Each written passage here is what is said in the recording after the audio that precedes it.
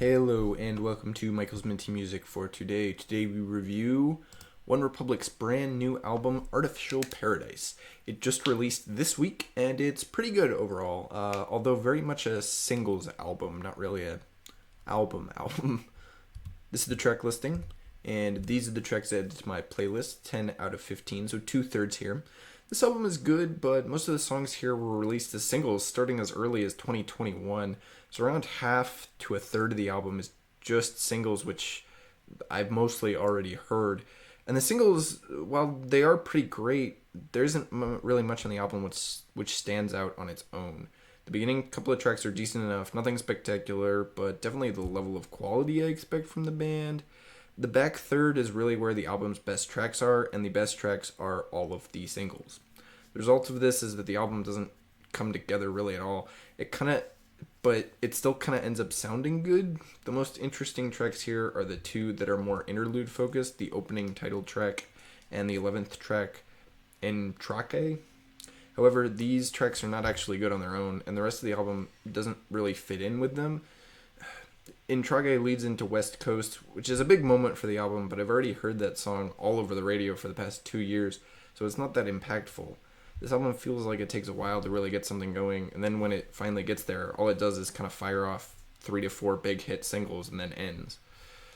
Plus, there isn't anything particularly innovative or super interesting. Even among the non-single tracks, it mostly just feels like the big singles are the only thing here that really matters.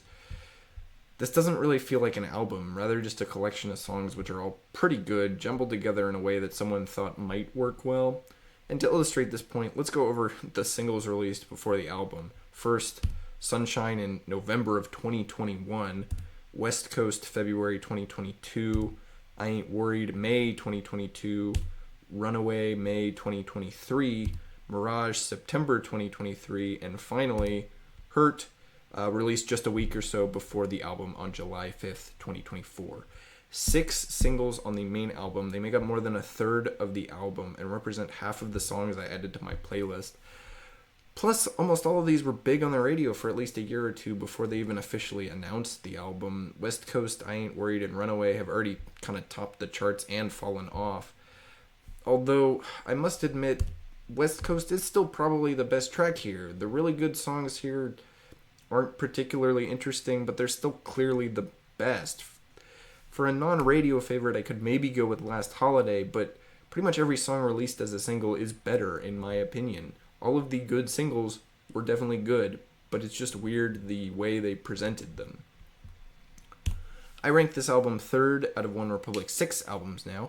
It's definitely higher quality than their first 2 albums, although not by a large margin. It's also not as consistent or as interesting as their 2013 or 2016 albums, although Artificial Paradise definitely has enough hits to compete sort of in that range. I think it's a little bit better than Human, mostly because Human also doesn't come together or flow great, and Artificial Paradise has slightly more big hits. They had 6 singles because they had 6 big hit songs. Although, to get there, they do sacrifice some of the more interesting niche tracks that were on Human. So it's pretty close, but I think better than Human, but clearly worse than Oh My My and Native. Additionally, this album doesn't take my top spot from 2024. That stays with Imagine Dragons' Loom, which came out just 2 weeks ago at the end of June, and I think it would be weird to put Artificial Paradise as my favorite. Most of the great songs here didn't actually come out in this year, but also Loom definitely comes together more and has some more interesting sounds going on, so I definitely prefer that one. Thank you for watching. Next up will be Sting's debut debut solo album, 1985's The Dream of the Blue Turtles. It's alright. Stay tuned for that, and as always, stay minty.